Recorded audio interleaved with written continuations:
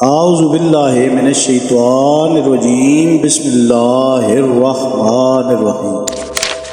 درس حدیث مسند الحمیدی، حدیث نمبر 12۔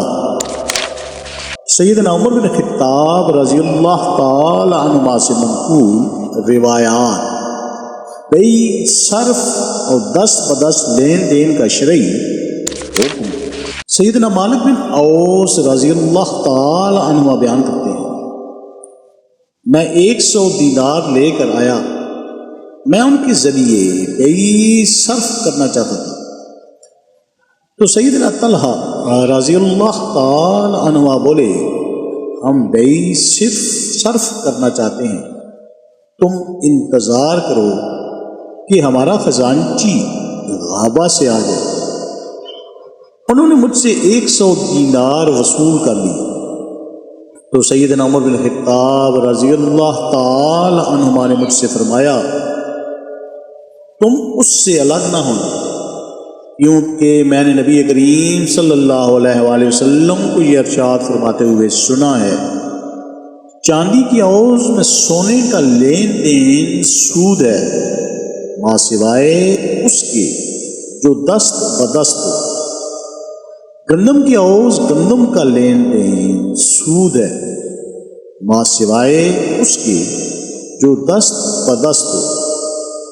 جو کی عوض جو کا لین دین سود ہے، ماں سوائے اس کے جو دست بدست ہو۔ کھجور کی عوض کھجور کا لین دین سود ہے، ماں سوائے اس کے جو دست بدست ہو۔ راوی کہتے ہیں، جب زہری آئے تو انہوں نے اس کلام کو نقل نہیں کیا، ویسے میں نے زہری کو یہ بیان کرتے ہوئے سنا ہے۔ وہ کہتے ہیں، میں نے مالک بن اوس کو یہ بیان کرتے ہوئے سنا ہے۔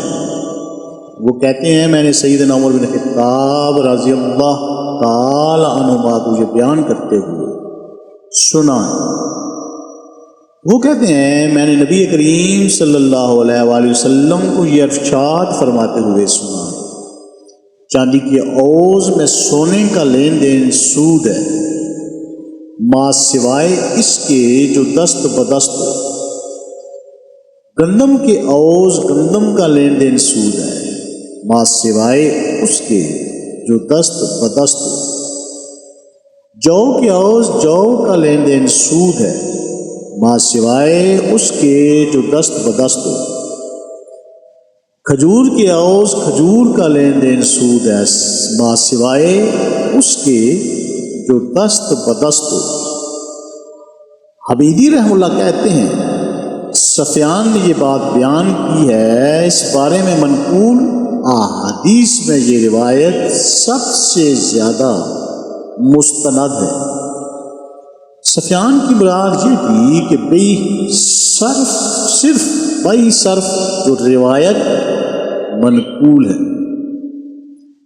اس حدیث کے حوالہ جات دوسری مستند احادیث کی کتابوں سے، صحیح بخاری شریف حدیث نمبر 2174، 2134 اور حدیث نمبر 2170، صحیح مسلم شریف حدیث نمبر 4059، جامعہ ترمذی حدیث نمبر 1243، سنن ابی داؤد حدیث نمبر 3348، سنن النسائی الصغری حدیث نمبر 4562، سنن ابن ماجہ حدیث نمبر 2260،